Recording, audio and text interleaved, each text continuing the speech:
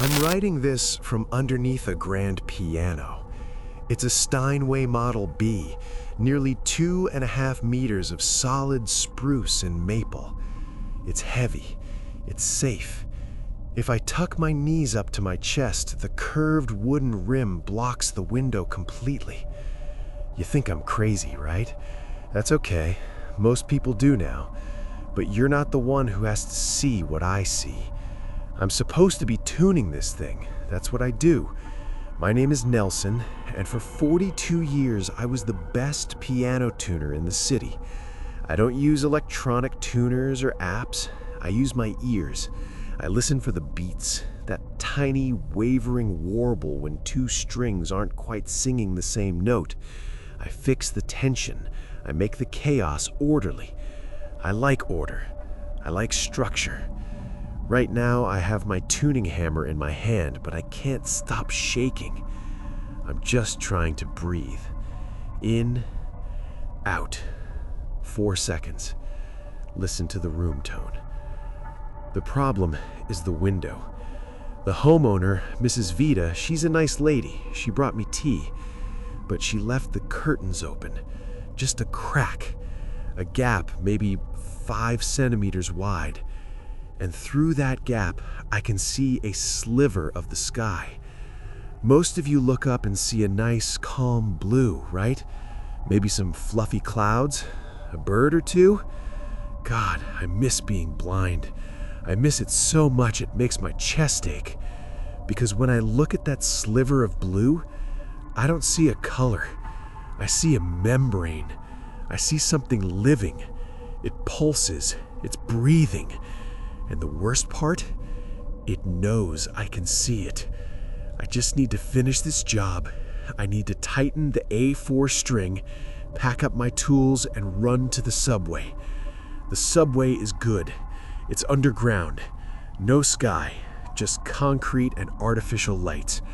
I can pretend I'm back in the old world there.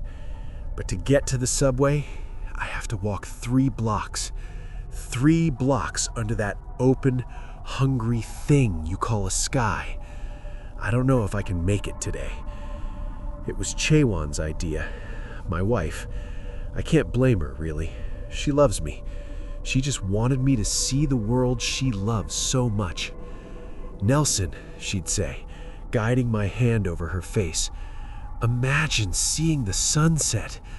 Imagine seeing me. That was the hook. I wanted to see her face. I knew the shape of her cheekbones, the tiny scar above her left eyebrow, the way her eyelashes fluttered against my thumb. But I wanted the image. So we drained our savings. We signed up for the OptiLink trial. It was experimental stuff, direct neural lacing into the brainstem, bypassing my dead optic nerves completely. They drilled into my skull, threaded the wires, and told me it was a miracle of modern science. I remember the day they took the bandages off. It was 2 months ago. The doctor was so excited. He was recording it on his phone. Chewan was holding my hand, squeezing it so hard her nails dug into my skin. "Okay, Nelson," the doctor said. "Open your eyes." I expected light. I expected blurriness. I expected to cry with joy at the sight of my beautiful wife. I opened my eyes, and the first thing I saw was the window behind the doctor's head. It was a sunny day, not a cloud in the sky, and I screamed. I didn't just shout. I shrieked like an animal caught in a trap. I fell off the exam table and scrambled into the corner, clawing at my eyes, trying to rip the implants out right there. They sedated me. They thought it was sensory overload. They said my brain just needed time to process the new input. But they were wrong. My brain processed it perfectly. See, when you're blind from birth, your brain builds a world out of geometry, texture, and sound. It's safe. It makes sense. But when the OptiLink turned on, it didn't just show me light waves. It showed me everything. It peeled back the filter that your eyes naturally have. That blue up there, It's not empty space. It's a stomach lining. It's a writhing, infinite abyss of gelatinous muscle pressing down on the atmosphere, waiting to digest us. And the clouds? They're like parasites moving under the skin of a massive beast. I saw Chaewon eventually. She looked terrified, but I couldn't look at her for long, because behind her, out the window, the sky was watching me. It shifted. It noticed that a new pair of eyes had joined the network. I'm not crazy. I know what I see. The surgery worked too well. I can see the truth. And now, I can't close my eyes. Even when I squeeze my eyelids shut, the OptiLink is still hardwired to the feed. I can still see the blue static humming behind my eyelids. There is no dark anymore. There is only the Watcher. And it's getting closer. I made it home from Mrs. Vita's house. I don't remember the subway ride. I think I just closed my eyes and hummed Middle C until the doors opened at my stop. My apartment is safe now, or as safe as it can get. I spent the last 3 days painting the windows. Not with regular paint. I used that thick rubberized stuff you put on truck beds. 3 coats. No light gets in. It smells like tar and chemicals in here, but I don't care.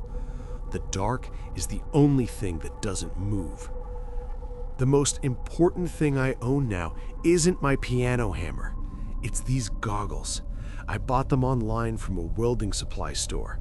They have thick, amber-tinted lenses, industrial grade. You know how color theory works? Orange cancels out blue. When I wear them, the sky turns a muddy, bruised brown. The ocean looks like sewage. It's ugly as hell, but it's quiet. The amber kills the signal. It turns the living static back into dead scenery. But Chaewon, she's struggling. She's watching me right now from the kitchen doorway. She looks tired. "Nelson," she says. Her voice is soft, the way you talk to a frightened dog. "You can't live like a mole. The doctor said you need to acclimate. Neuroplasticity, remember? You have to train your brain to accept the new input." She thinks I'm having a psychotic break. I can hear it in her heartbeat. It's fluttering, skipping beats. She thinks her husband has lost his mind because he's taping cardboard over the microwave clock because the digital numbers are that color.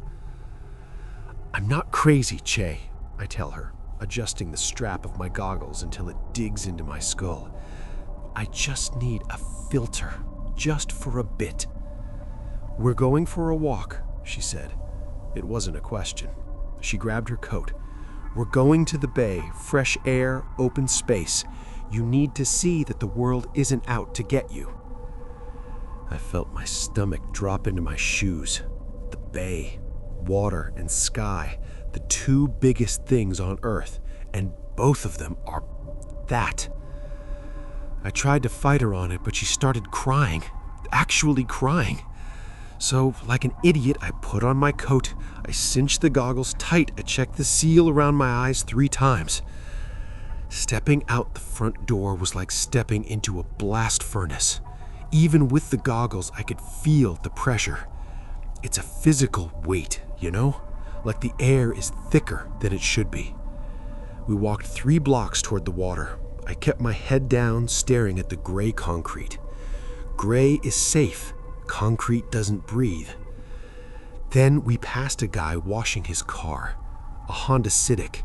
It was painted that bright electric shade, you know the one. Through my amber lenses, it should have looked brownish gray, but the tint wasn't strong enough. The blue was bleeding through. I stopped walking. I couldn't move. The car wasn't metal. It was pulsing. The hood of the car looked like wet, flayed skin stretched tight over a frame. I could see veins throbbing underneath the paint. And the headlights, they weren't plastic. They were wet. They blinked. "Nelson?" Chaewon tugged my arm. "It's just a car. Look at me. It's just a Honda." "It's breathing," I whispered. I pointed at the door handle. It looked like a little bone spur jutting out of the flesh. "Don't touch it, Che. For God's sake, don't touch it." She looked at me with this mix of fear and pity that hurts worse than the headaches. She pulled me away, walking faster now. "See, this is why we're doing this. You have to confront it. It's a hallucination, Nelson. Your brain is filling in the blanks with nightmare logic because it doesn't know what blue is yet." She dragged me toward the boardwalk, toward the edge of the world. We reached the railing. The bay is huge here, miles of open water meeting the horizon. I gripped the railing so hard I felt a splinter dig into my palm. The pain was grounding. I needed it. "Look," Chaewon commanded. She stood next to me, wind whipping her hair. "Look at the horizon. Tell me what you see. Tell me it's beautiful." I slowly lifted my head. The amber goggles were working overtime. The massive expanse of water was a churning sea of mud and rot. The sky was a ceiling of bruised, dead meat. It was disgusting, terrifying, but it was dead. It wasn't looking at me. "It's brown," I lied. "It's just brown water. Take the goggles off, Nelson." "No. Nelson, please, just for a second, prove to yourself that nothing happens. It's just light waves, 470 nanometers. That's all it is." She reached out. Her hand hovered near my face. I wanted to believe her. God, I wanted to believe her so bad. I wanted to be the husband she deserved, not this trembling wreck hiding behind welding gear. Maybe she was right. Maybe my brain was just playing tricks. Maybe if I stared it down, the hallucination would break, like a magic eye poster snapping into focus. I reached up and touched the frame of the goggles. My hands were sweating. "Okay," I whispered. "Just a second." I pulled the goggles down around my neck. The world didn't just turn blue, it turned on. The sound hit me first, a low, wet thrumming, like a million insects buzzing inside my ear canal. Thrum, thrum, thrum. Then the vision cleared. The ocean wasn't water. It was a single gelatinous entity, billions of tons of translucent muscle rolling and heaving against the land. And the sky ripped open. It wasn't a dome. It was a face. Directly above me, the clouds unspooled like ribbons of fat, revealing the thing behind them. It was a pupil the size of a continent, dilated and black, rimmed with irises of shifting electric azure fire. It wasn't just existing, it was focusing. I felt a pressure in my nose, then warmth, blood.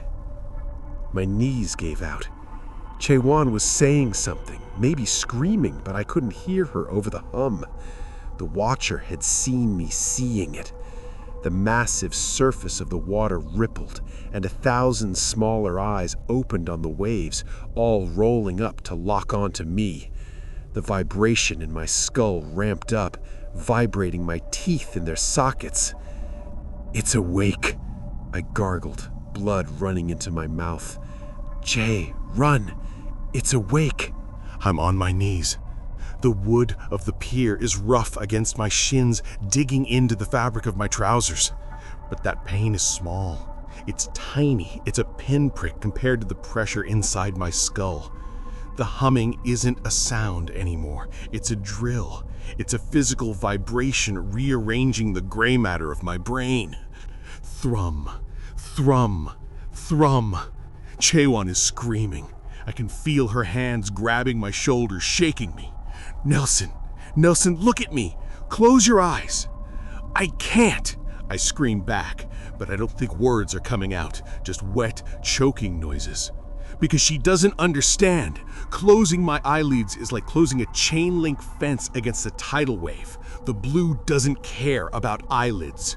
It's already inside. The OptiLink, the wires, they aren't just sending images, they are receiving a broadcast. The sky is lowering itself. I can feel the heat of it, a cold, slimy heat like rotting jellyfish. The clouds have stopped being clouds. They are fingers now. Long, translucent azure fingers reaching down from the stratosphere, dripping with that electric fluid. They want to touch me. They want to peel me open and see what I taste like. I look at the water. It's surging. The bay isn't waves anymore. It's a billion hands, a billion wet blue hands clawing over each other, climbing the pilings of the pier, desperate to drag me down into the digester. I have to cut the line. I have to sever the connection. My hand scrabbles against the deck. A splinter? A nail? No. Glass. A broken beer bottle neck near the railing. I grab it. The edge slices my thumb, but I don't care. The red blood is beautiful. It's the only real thing left. "Nelson, no!" Chewan shrieks. She sees the glass. She tries to grab my wrist. I shove her away. I shove the woman I love harder than I've ever touched anything in my life. She hits the railing with a dull thud. "I'm sorry, Che. I'm so sorry. I just need the dark back. I need the quiet." I tilt my head back, staring straight up into the giant dilated pupil in the sky. It pulses. It knows what I'm about to do. It's laughing. "You want in?" I yell at it. "You can't come in." I plunge the jagged grass into my left eye. It doesn't pop. It resists. It's wet and tough, and the pain is a white-hot supernova that explodes behind my forehead. I twist the glass. I have to dig the receiver out. I rip it free. The world goes half dark, but the right eye still sees the blue fingers inches from my face. I don't hesitate. I can't afford to hesitate. I jam the glass into the right socket. The scream tearing out of my throat doesn't even sound human. It sounds like a piano string snapping under 10 tons of tension. Darkness. Finally. Beautiful, absolute, pitch black darkness. I collapse onto the wood, curling into a ball. The pain is unbearable, pulsating, blinding, but the sight is gone. The sky is gone. The monster is gone. I'm blind again. I'm safe. I'm just Nelson. I'm just a guy in the dark. I lie there panting, blood pooling hot and sticky under my cheek. I can hear Chewan sobbing somewhere near my feet, vomiting from the shock of what she just saw. "It's okay," I whisper, though my mouth is full of copper. "It's gone, Che. I fixed it." I wait for the peace. I wait for the familiar comfort of my old life, the world of texture and sound. But then, I see it. Center of my vision, a single bright blue pixel. I blink, or I try to blink. My eyelids just squelch against the ruin of my sockets. The pixel doesn't move. It pulses. Thrum. Then, another one appears next to it. Then 4. Then, 16. My heart stops. No. The OptiLink. The doctor said it fused with the brainstem. It bypassed the optic nerve. I cut out the cameras, but I didn't cut the cable. The signal isn't coming from my eyes. It's coming from the antenna in my head. The pixels multiply. They are building a grid. They are reconstructing the image. The darkness I fought for, the darkness I maimed myself for, it's being eaten. The blue is blooming inside my mind, brighter and sharper than before. Without the physical eyes to limit it, the resolution is infinite. I can see the Watcher. It's not outside anymore. It's in here. It's in the gray matter. It's sitting in the seat of my consciousness. It's in my head. I whimper, "Che, get it out! Drill it out!" But she can't help me. Nobody can. The blue fills my mind completely. It's a roar of azure static. And through the noise, I feel a sensation I haven't felt since before the surgery. I feel a pull. The ocean. The real ocean. The physical one below the pier. It's calling to the ocean inside my head. Like calls to like. If I can't be in the dark, I have to go where the pressure is deep enough to crush the skull, to crush the chip, to crush the brainstem. I scramble to my feet. I can't see the railing, but I can hear the water. It sounds like applause. "Nelson!" Chewan screams. I don't say goodbye. I don't look back. I can't look back. I just run. I run toward the sound of the waves. I hit the railing and vault over it into the empty air. For a second, I'm flying. And in that second, the blue in my mind clears, and I see the face of the Watcher one last time. It's smiling. Then, I hit the water, and the static swallows me whole.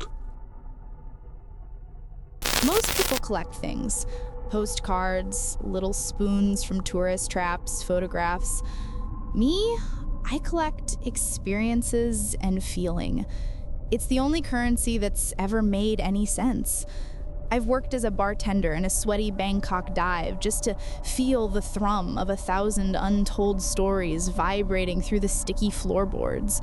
Picked grapes in a Tuscan vineyard to feel the specific burn of the sun on my neck and the ache in my lower back, and slept under the stars in the Moroccan desert to feel the profound, crushing weight of an endless silence.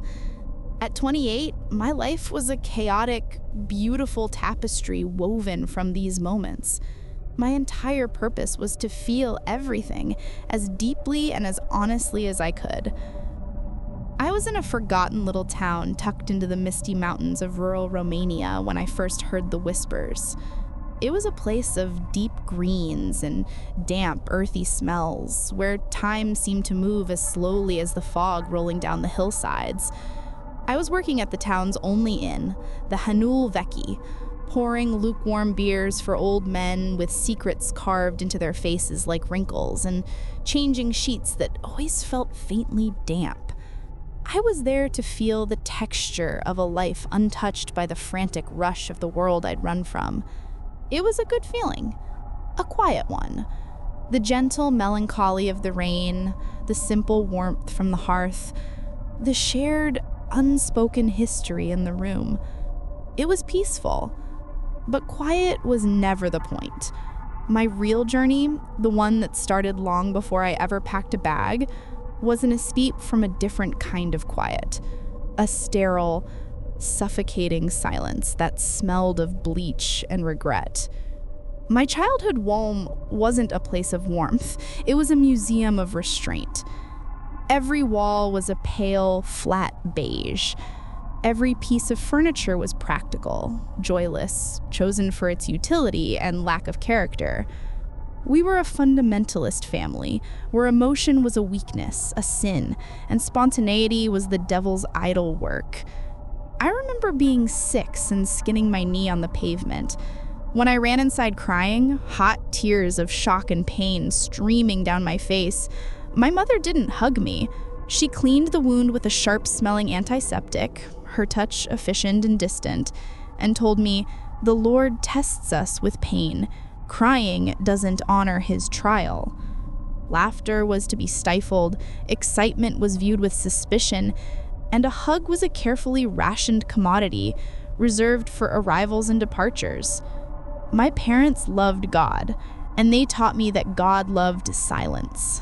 So my whole world was muted, as if a thick blanket of guilt was thrown over everything bright and beautiful. I didn't just feel nothing. I was taught that feeling nothing was the goal. It was piety. It was peace. To me, it was a living death. That's why I ran. That's why I chased this storm of sensation across the globe. It's not just wanderlust, it's a rebellion. Every new taste, every breathtaking view, every stranger's touch is a prayer to a different kind of God. The one I'm convinced lives inside the frantic, messy pulse of a beating heart.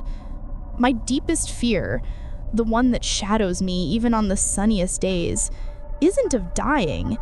It's the terror of being dragged back into that emptiness. The horror of having my senses erased, my joy consumed, and my spirit hollowed out until I'm nothing but a quiet, empty, beige-colored room again. I was chasing the ultimate experience, the one that would finally, permanently overwrite the silence. And that's when I first heard the story about the abandoned sanatorium on the peak of the mountain, a place the locals called Echo Vide, the empty echo. They said you didn't just see things there. They said if you were lucky, it let you feel everything. And if you weren't, it would take every feeling you ever had. For a moment, my pulse quickened. The ultimate gamble. But the more I thought about it, the more it felt cheap. A ghost story. Someone else's horror. I wasn't chasing a thrill. I was chasing something real, something sacred. My search went deeper past the tourist traps and into the dark corners of the internet, through cryptic forums and forgotten travel blogs with broken links. On a page that looked like it hadn't been updated since 2005, buried in a thread about transcendental experiences, I found a single, strange entry. It spoke of a substance in a remote province of the Philippines, a place where you could feel not just everything, but the source of everything. The entry was short, rambling, and probably written by someone high on something else entirely, but 3 words burned into my brain. It called it Ali Kabuk de Dios, the dust of God. 2 weeks later, my flight was touching down in Manila. The Romanian quiet was a distant memory, swallowed by the roar of the jet engines and the frantic beating of my own heart. The air in the Philippines was a physical thing. It wasn't like breathing. It was like drowning slowly in a warm, wet blanket of life. The smells of diesel fumes, frying garlic, and blooming flowers hit me all at once. I took a series of rattling buses and rickety jeepneys, pushing deeper and deeper into the country until I found the village mentioned in the forum post.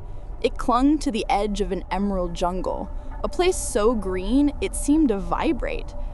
I found a guest house made of bamboo and thatch, and it was on the porch of that guest house, overlooking the endless wall of trees, that I first saw him. He was a backpacker, maybe a few years younger than me, with sun-bleached hair and the kind of tan that takes months to build. He should have looked like the picture of health and freedom, but he was utterly, unnervingly still. He just sat there in a rattan chair, staring at a cup of coffee that had long since gone cold. He wasn't looking at the jungle, or the sky, or the other travelers. He was just there, for hours. It was the way he looked at the world that first unsettled me. He didn't seem sad or bored. He seemed vacant, like a beautifully decorated house with nobody home. I felt an inexplicable pull, a chilling sort of kinship. I bought a bottle of water and sat down at the table across from him. He didn't seem to notice until I cleared my throat and spoke. "Some view, huh?" I said, gesturing with my bottle at the jungle. His eyes, when they finally lifted to meet mine, were as clear and blue and empty as a cloudless sky. It was like looking into a photograph of an ocean. You could see the color, but you couldn't feel the depth or the movement. The chlorophyll in the leaves absorb blue and red wavelengths of light and reflect green, he said. His voice was quiet, toneless, perfectly even. I blinked. Right. Well, it's beautiful. Beauty is a subjective neurochemical response to specific patterns. And then he fell silent again, his gaze dropping back to his coffee cup. His name was Ben. We talked for a while, or rather, I talked, asking questions, trying to find a flicker of a person behind those eyes. He answered in that same quiet, matter-of-fact way. I asked him what brought him here, to the sleepy little corner of the world. A small, strange twitch that might have once been a smile touched his lips. I came for the feeling, he said, his voice flat. The big one, the last one. The humid air grew cold. My skin prickled. I knew he was the reason I was there. The dust of God? I whispered. For the first time, something shifted in his expression. The blue emptiness of his eyes seemed to darken for a fraction of a second, like a shadow passing over the water. It was the ghost of a remembered terror. You've heard of it, he stated. It wasn't a question. He told me the story. He'd been like me, a thrill seeker, an adrenaline junkie, always chasing a bigger high, a deeper meaning. He'd heard the same whispers I had about the dust of God, and he'd found it. He described an ancient banyan tree deep in the jungle and a gentle old man who guarded the dust. He told me how the man had warned him, his eyes full of pity, but how he hadn't listened. He was too hungry, too arrogant. He described the ritual. A pinch of shimmering silver gold sand dropped into a small flame. The fire burned green, and then pink, and then a blue I'd never seen before, and then white, a white that was every color and no color at all. He paused, looking down at his hands resting on the table. They were perfectly steady. For 1 second, Maya, he whispered, and his voice cracked, a dry, dead sound like leaves crunching underfoot. I felt it all.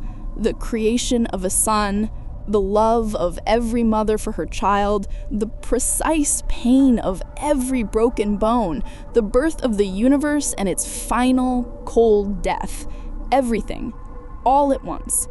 He picked up his cold coffee, swirled it, and stared into the black liquid. It took my ability to feel anything at all. It didn't just scoop out the sadness or the fear. It took the joy. The anger, the hunger, the warmth of the sun on my skin. He said looking up at the oppressive midday heat is just an external temperature of 34 degrees Celsius. The taste of this coffee, he took a sip. It's just bitter alkaloids and hot water. It's all just a memory of a feeling now.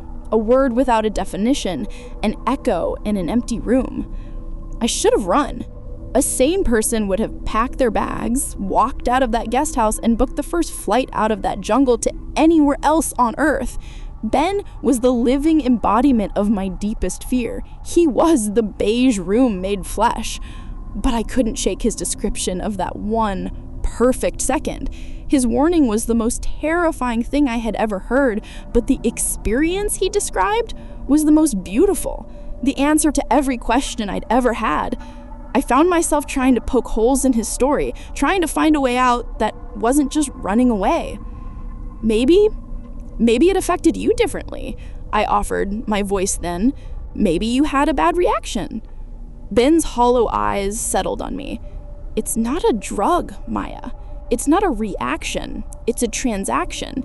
You trade a lifetime of muted colors for 1 second of true light, and the price is absolute. He stood up, his movements fluid and economical. He don't look for it. Your quiet little feelings are more precious than you know. He left his coffee on the table and walked away, his back straight, his steps even, disappearing into the guest house without a single backward glance. I spent the next 2 days in a fever. I tried to heed Ben's warning, I really did. I had stayed on the porch reading a tattered paperback, trying to focus on the words, but my eyes kept drifting to the impenetrable green wall of the jungle. I saw then at breakfast, eating his toast with a clinical precision, his face a placid mask. He was a constant, terrifying siren call. His emptiness was a dare. The logical part of my brain, the small, scared part, screamed at me to get out. I even packed my bag one morning, my hand shaking, convinced I was going to walk down to the village and find a bus, any bus, heading back to civilization. But I couldn't do it. The hunger that had driven me across the world was a physical ache in my chest, a famine of the soul that wouldn't be satisfied with the scraps of feeling I'd been collecting. Ben's warning had backfired. He had confirmed the legend was real. I started asking around the village, discreetly at first. I'm interested in local folklore, I'd say to the women selling fruit by the roadside, ancient traditions. The moment I mentioned a banyan tree or a wise man of the forest, their faces would close up. They'd shake their heads, a fearful, superstitious look clouding their eyes, and turn away, suddenly busy. They knew, but they wouldn't talk. Their fear was like gasoline on the fire of my obsession. What could be so terrible and so powerful that an entire village would conspire to hide it in silence? On the third day, I gave up on subtlety. I found a group of kids playing with a worn-out soccer ball in the dust. I bought them all cold sodas from the local store. As they drank, I asked them about the jungle. It was a young boy, maybe 10 years old, with big, dark eyes, who finally broke.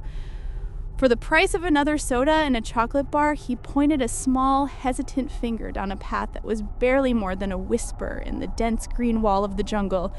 "The old man stays by the tree that holds up the sky," he said in a hushed voice before his friends pulled him away, scolding him in their local dialect.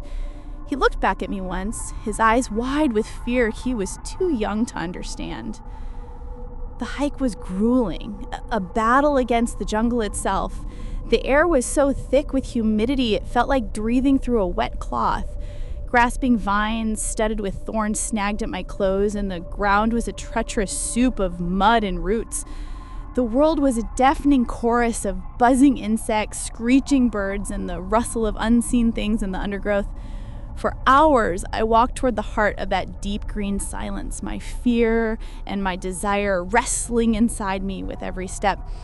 My mind raced. This was insane. I was following the directions of a child to find a mythical substance based on the warning of a man who was clearly broken. But then I would remember the beige house, the silent dinners, my mother's disappointed face when I laughed too loud.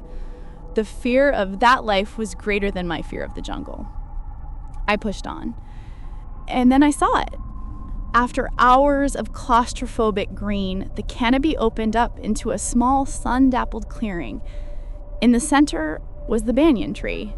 It wasn't just a tree, it was a cathedral. Its trunk was a gnarled, colossal pillar, and 1,000 thick roots snaked down from its branches, forming a labyrinth of living wood that seemed to breathe with an ancient rhythm. It was a place outside of time. And sitting at its base, cross-legged and perfectly still, was a man. He was old, with skin like wrinkled parchment and long silver hair tied back from his face. He wasn't what I expected. There was no menace in him, no air of a powerful shaman. There was only a profound, heartbreaking sadness that seemed to radiate from him like heat. He looked up as I approached, and his eyes, dark, gentle, and impossibly old, seemed to already know my entire story. He knew about the beige house. He knew about the rebellion. He knew why I was there. I stopped a few feet from him, my breath catching at my throat.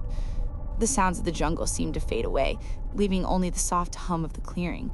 He didn't speak, he just watched me, his gaze holding not judgment, but a deep, weary compassion.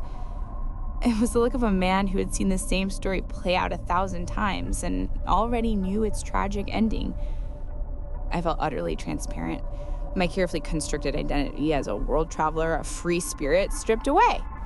leaving only the raw, desperate hunger underneath. Without a word, he reached into a small, woven pouch at his side and poured a tiny mound of shimmering sand into his palm. It was exactly as Ben had described it, but so much more. It was a cascade of microscopic stars, a river of silver and gold light that swirled and moved as if it were alive. "The dust of God," he said, his voice as soft as moss. He looked from the dust in his hand to my face, his eyes full of sorrowful pity and honesty. "It will give you the 1 second you have spent your whole life searching for," he said gently. "The answer to everything. The feeling of God, but it will be the last thing you ever truly feel." He held his hand out to me, the galaxy of dust waiting. "It takes the container as well as what it contains. You will remember joy, but the memory will be a hollow shape. You will remember love, but the word will have no weight. You will be an echo." He paused, letting the weight of his words settle into silent air. "Tell me," he asked, his voice filled with a terrible kindness, "is it worth it?" I looked at the shimmering dust, a universe of possibility in his wrinkled palm. Behind his sad eyes, I saw Ben's empty blue gaze. I saw a flash of my childhood, me at 8 years old, hiding in my closet to cry silently after my father told me my excitement over a birthday present was ungodly. The beige walls, the sterile quiet, the stifled laughter. I saw a lifetime of running from that nothingness. And here it was, the final, terrifying dare. The ultimate escape or the ultimate prison. Ben's warning was a scream in my memory, but the hunger that had driven me across the world was louder.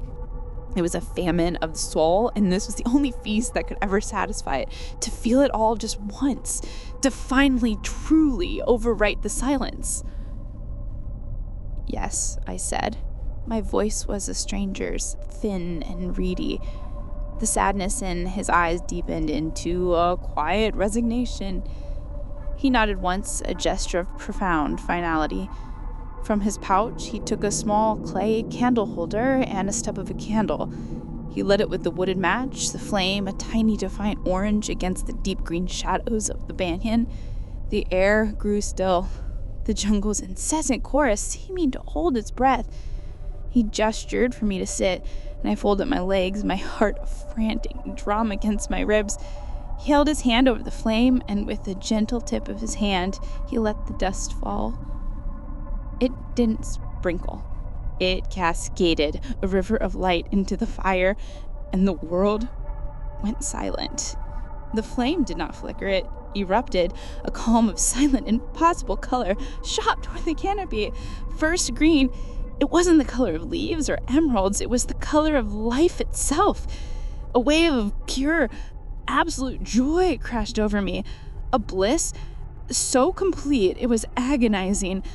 I felt the ecstatic push of a sapling breaking through the earth, the mindless rapture of a cell dividing, the sheer unthinking pleasure of photosynthesis turning light into being. I laughed, a sound that was ripped from my lungs because the universe was a joke of such stunning, brilliant beauty.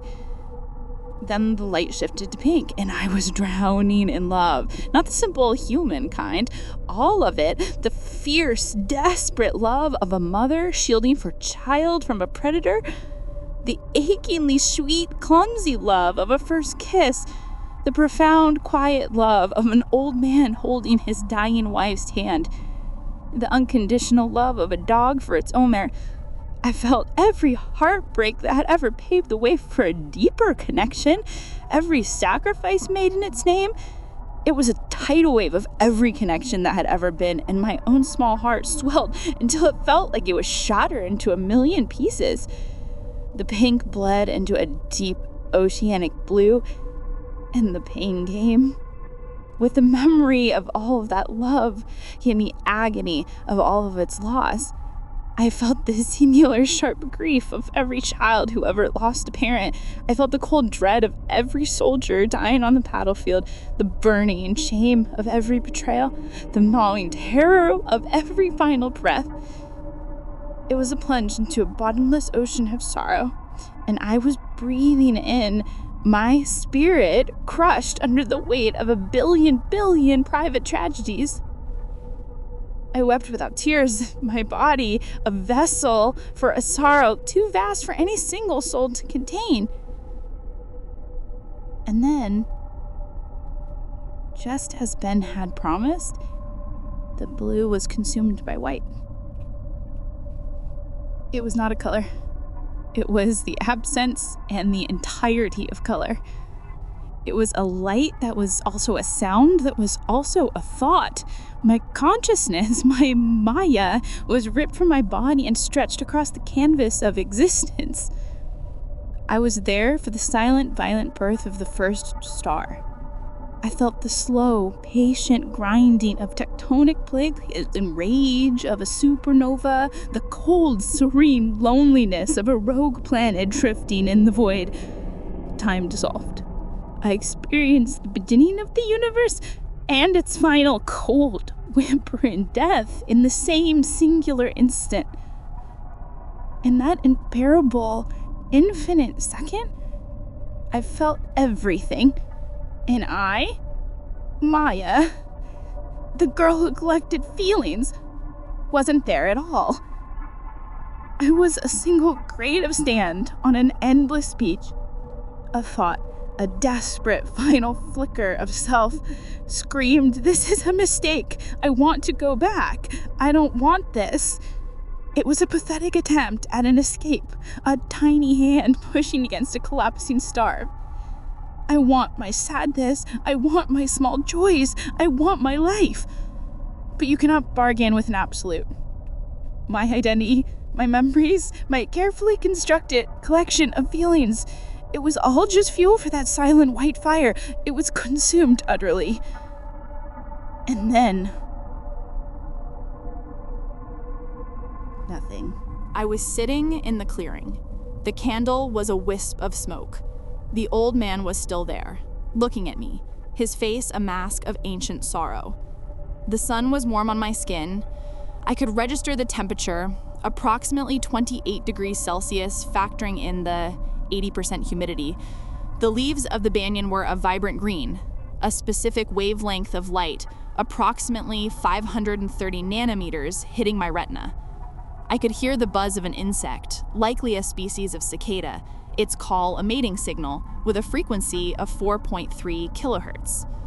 The world was a flood of data, precise and clear, a high-resolution photograph with all the metadata attached. But the all was gone. The warmth was just a fact, not a comfort. The beauty was a series of patterns, not a feeling. I looked at the old man, this being who had just witnessed the complete annihilation of a soul. I felt no anger, no fear, no gratitude. I simply registered his presence. I cataloged the deep lines on his face, the silver of his hair, the texture of the woven pouch. He gave me another slow, sad nod. The transaction was complete. It was the logical time to leave. I stood up, my limbs moving with perfect efficiency, and walked back down the path, leaving the cathedral of the banyan tree behind. I did not look back. There was no reason to. The path was an easily recalled sequence of turns and obstacles. I now reside in a sterile, silent apartment in Brisbane, Australia. I'm a travel writer. It is a logical profession, as my memory is flawless. I have perfect recall of every place I have ever been, every meal I have ever eaten. I can describe the taste of a ripe mango from a street market in the Philippines with exacting detail. The precise balance of sweetness, fructose, sucrose, and acidity, citric, malic, the fibrous texture against the tongue, the exact shade of sunset orange. I can write about it, and my readers tell me they can almost taste it themselves. They say I have a gift for evoking emotion. This is an irony, a concept I understand intellectually. My apartment is beige. The furniture is functional. There are no postcards, no souvenirs. They are unnecessary data points. The only sound is the persistent low hum of the refrigerator's compressor cycle. It reminds me of the silence in the house I grew up in. I thought that silence was a prison I needed to escape. I spent my life running from it, filling my head with the noise of the world, with the symphony of human feeling. Now I understand. Silence isn't an absence of sound. It's an absence of meaning. My parents visited last week. They flew in from the quiet town where they still live their quiet lives. They had been worried. My emails had changed. They were less chaotic, was the word my mother used. They sat on my practical gray sofa, looking around the clean, uncluttered space. They saw me. They saw my placid expression, my calm, steady hands. They saw that the frantic, rebellious storm in my eyes had finally passed. "Oh, Maya," my mother said. And for the first time in my life, I registered the data points of pure, unadulterated joy in her voice. A raised pitch, an increased heart rate I could see in the pulse of her throat. "Oh, Maya, you're so peaceful. The Lord has answered our prayers. He's finally quieted your spirit." My father nodded, a slow smile spreading across his face, relaxing the zygomaticus major muscles. He said, "You see? I told you. She just needed to find her way. All that running around is over." They are happy. They believe I have been saved. In a way, they are correct. They have finally gotten the daughter they always wanted, a quiet girl in a quiet room. I am pious. I am that peace. I am a living death. I did it to myself. I chased the ultimate experience and it worked. The ghosts of the beige house are gone. Everything else is gone too. I sit by the window and I watch the world. I see couples laughing and I can catalog the physiological signs of happiness, the crinkling of the orbicularis oculi muscles, the baring of teeth. I see children crying and I can identify the patterns of grief. It's all a broadcast on a frequency I can no longer receive. I'm a library of facts about a world I can no longer touch. And I will sit here, in the quiet, and I will catalog it all until my body ceases to function. It was worth it. That is the last thing I remember feeling. It was a lie. Look, I know this sounds strange, but you have to understand this one thing about me. I don't just hear music, I see it. My name is Nala, and I'm 27. Most people look at the world and see shapes and light. I see a chaotic, beautiful symphony of colors that others can't even imagine. The smell of rain on hot asphalt is a dense, vibrating indigo. Sharp, genuine laugh is a streak of chaotic neon yellow. My own name, when spoken with kindness, is a soft, swirling lavender. But music, that's where my universe clicks into focus, where the overwhelming static of the world resolves into a breathtaking landscape. When my fingers hit the keys of a piano, I'm not just playing notes, I'm translating the messy, beautiful, and sometimes terrifying internal weather of my own mind into something real, something that holds its shape. For me, as an autistic woman with synesthesia, music isn't a passion or a skill. It's my native tongue, the only way I can truly, unapologetically exist. Right now, my whole life revolves around one thing, the recital. It's next week, at the conservatory, and it's the most important night of my life. Not because of the critics or the audience, but because it's my final, desperate attempt to speak my language in public without apology. I've been practicing 15 hours a day, watching the rich emeralds and swirling burgundies of my chosen sonata spill out across the air. This isn't for applause. This is an act of self-preservation, because I know what they want. See, my whole life has been a quiet, brutal fight against the gray. Since I was a kid, everyone, doctors with their cold clinical white coats, teachers with their rigid beige classrooms, even well-meaning family, saw my colors not as a gift, but as a glitch that needed to be patched.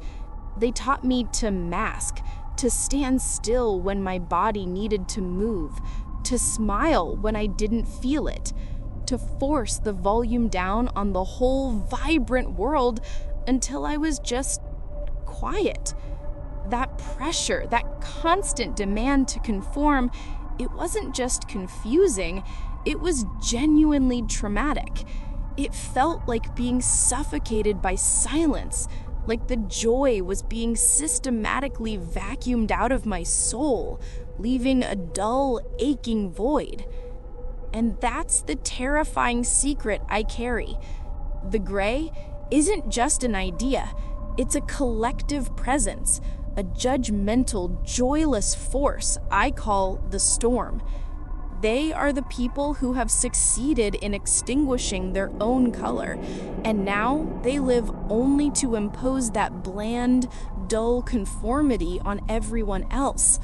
My greatest fear isn't dying, it's being broken down so completely that I become one of them, a storm, doomed to hunt down and snuff out the beautiful chaos in others.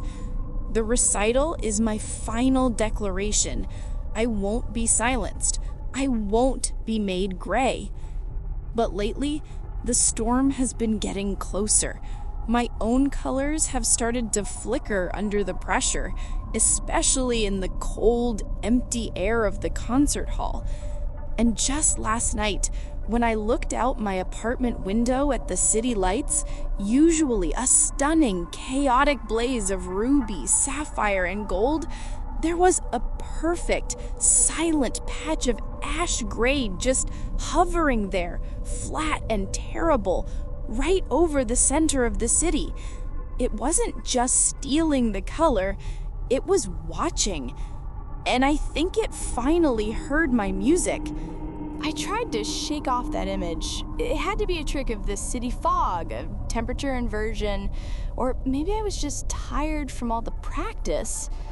My little practice room at the conservatory is usually my safe haven. When I close the door, the rich, warm mahogany of the wood generates a comforting, steady hum of deep violet and ochre, a protective field against the outside world.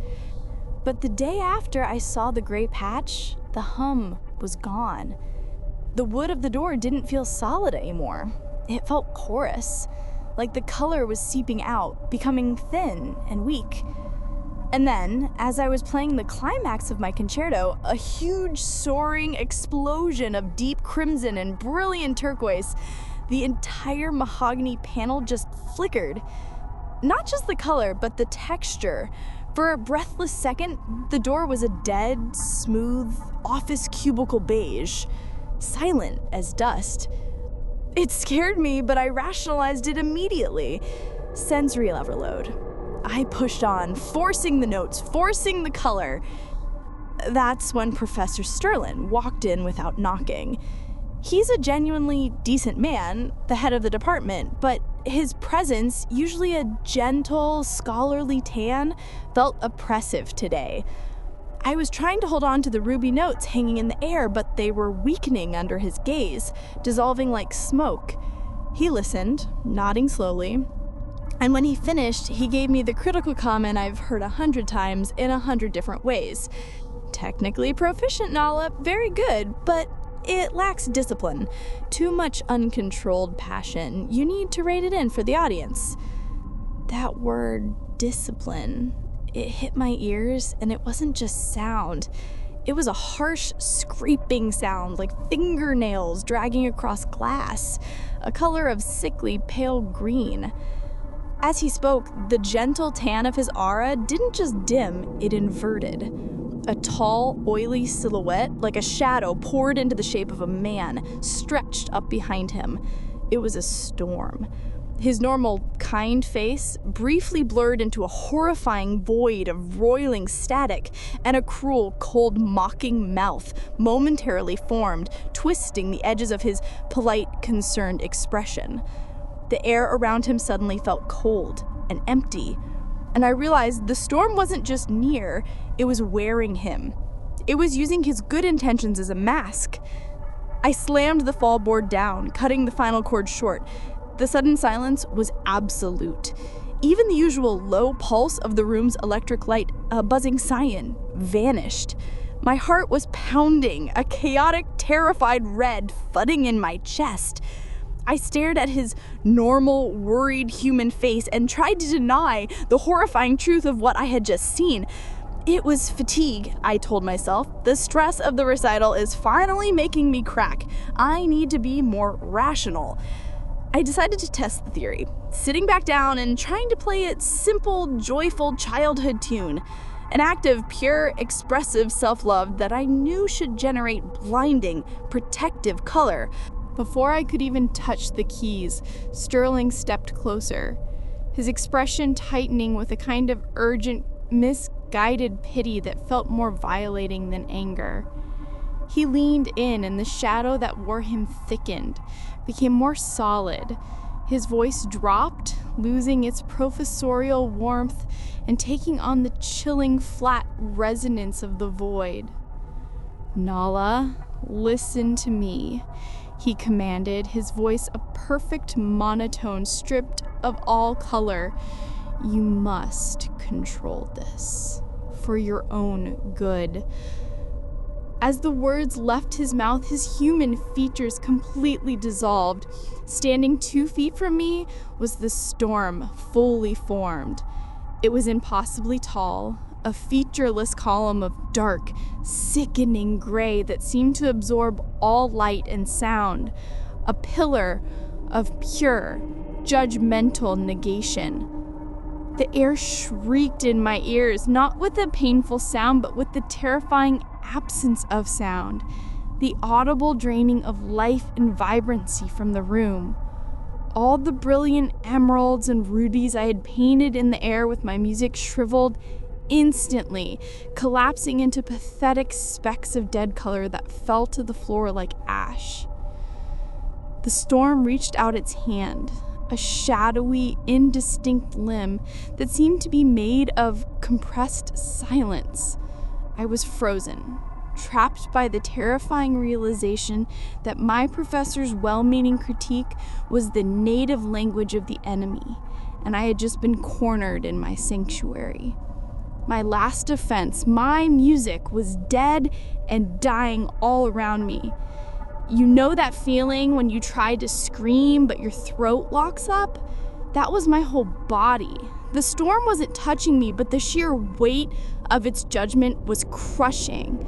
Its voice, that flat, depthless tone, was echoing the voice of every person who ever told me I was too much, that I needed to be normal. It was my lifetime of trauma given a physical form. I couldn't fight it. My brain was screaming escape, but my body was locked down, paralyzed by the sheer sensory dread of that oppressive silence. The storm's hand, that blurry, indistinct gray claw, was inching toward my face, not to strike me, but to simply erase me. And then I did the only thing I could. I didn't think about escaping the room. I thought about escaping the silence. With a convulsive jerk, I found a tiny pocket of defiance in my chest, a spark of furious ruby-red anger, and I slammed my fist down hard on the lowest bass keys of the piano. It wasn't music, it was a desperate, ugly sound. A dissonant, vibrating chord of ugly brown and jagged crimson. But it broke the freeze. The storm recoiled. Not because the sound was loud, but because it was real.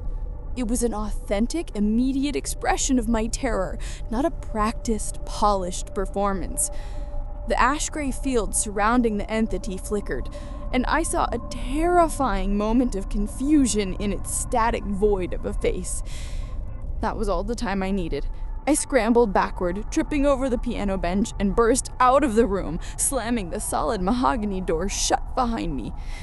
But the conservatory hallways were no better. The usual chaos of student life was gone. Everything was muted, drained. The overhead fluorescent lights were a dull, sickly beige. I realized what had happened. The storm that were Sterling hadn't just appeared, it had arrived. Its presence was like a conceptual virus, muting the entire environment, preparing to ground forward the recital. My only option was forward, to the stage. I was supposed to be performing in 10 minutes. I passed other students, the colors gone, their skin shimmering with the same oily distortion I'd seen on Sterling. They were infected. I reached the heavy velvet curtain backstage, my hands shaking so badly they generated a frantic, discordant noise like 1,000 tiny bells rattling together. I was announced. The stage manager gave me a thin, blank smile. No color, no warmth, just teeth. I pushed through the curtain. The stage was bathed in blinding, clinical white light, a color of pure exposure. As I looked up, the music in my head, a dazzling sequence of sapphire and emerald, dissolved into a fine, gray mist. Because the audience was no longer an audience. Every face in the huge tiered auditorium was doing the same sickening dance of transformation. Friends, peers, my parents, they were all shedding their humanity. They were all storms. Hundreds of them, impossibly tall and featureless columns of silent, sickening gray. The pressure of their collective attention was a physical force pressing down on my chest. And then the assimilation started. A thin, oily gray vapor, the color of giving up, slithered toward me and began to climb my hands. As it seeped into my skin, the constant, chaotic, beautiful noise of my synesthetic world began to quiet, and it felt good. For the first time in my life, everything was silent. The terrifying, beautiful burden of perpetual perception was lifted. A cold, soothing peace spread through my wrists. The gray whispered a promise in my mind. It's so much easier here, Nala. You don't have to fight. Just stop. This was the true horror, the temptation of conformity, the relief of letting go and becoming nothing. I was halfway gone, my right hand completely gray, numb, and cold. I closed my eyes. It was over. But then, just as the gray reached my elbow, I heard a sound that wasn't a sound. It was the echo of my own voice, 8 years old, playing a clumsy, chaotic melody that was purely, vibrantly mine. It was an explosive burst of pure, unadulterated childish joy, a blinding slash of magenta and gold. Defiance! I opened my eyes, ignoring the 100-faced silent legion. I ignored the sheet music. I lifted my left hand, the one not yet consumed, and slammed it down onto the keys in a frantic, terrifying, beautiful scramble. The sounds were ugly, loud and dissonant to anyone else, but to me, they were a desperate prayer. Jagged emeralds fighting dull ash, burning cadmium red against the spreading beige. It was pure, unmasked chaos, the sound of my autistic inner world finally, publicly, unapologetically released. My right gray hand twitched. The storms in the audience stirred not in anger, but in what looked like agony. My chaotic personal music was the one thing they couldn't absorb because it contained no self-doubt, no plea for validation, and absolutely no discipline. It was just me screaming my truth into existence. I pressed harder, improvising a language of survival. The colors burst from the piano, a hurricane of swirling sapphire, toxic green, and brilliant, blinding gold. The collective presence wavered. Then the storms began to break down. They didn't explode. They collapsed inward on themselves, imploding into piles of fine, dry ash that immediately began to blow away, leaving empty seats behind.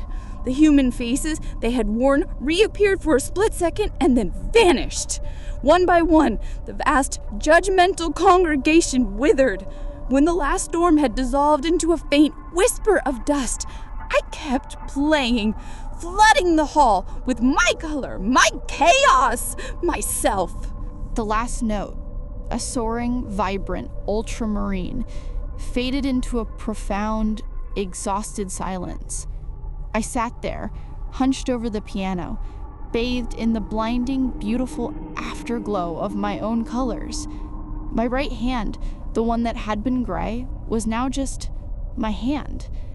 Cold, throbbing, but free. I looked out into the cavernous recital hall.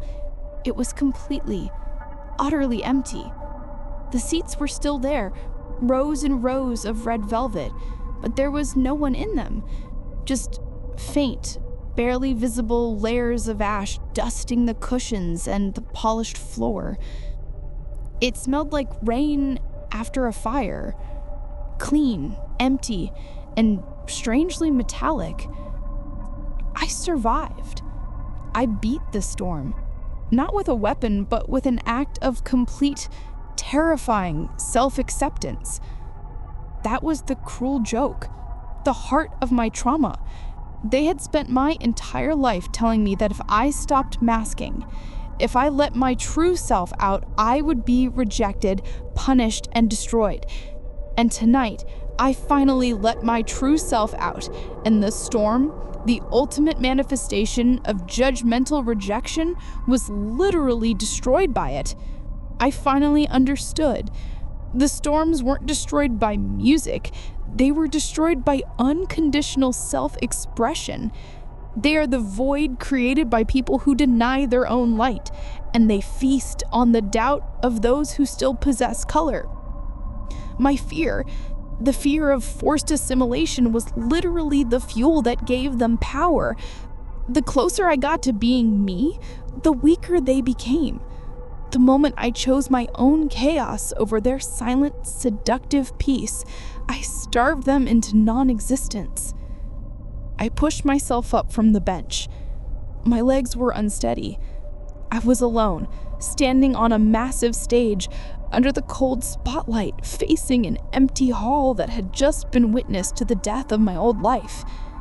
I walked off the stage, through the silent backstage area, and out into the empty hallway. The light was still sickly, the air still muted, but now I knew the difference. The gray wasn't gone, it was just in retreat. It was waiting for the next time I faltered, the next time a doubt, a self-critical thought, or a judgmental voice entered my head. I stepped outside into the night air. The city lights were still mostly ruby and gold, but I saw tiny, isolated patches of ash gray flickering everywhere, in the windows of apartments, on the edges of street signs. They were small, distant, and watching. I am Nala. I see the colors, and they tried to steal them. But now, they know my language. And the fight, I realize, has only just begun.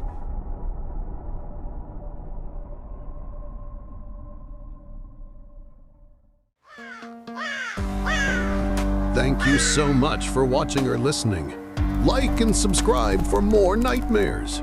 Your support keeps the darkness from consuming this channel, so we can face the next terrifying story together. Don't be left in the dark.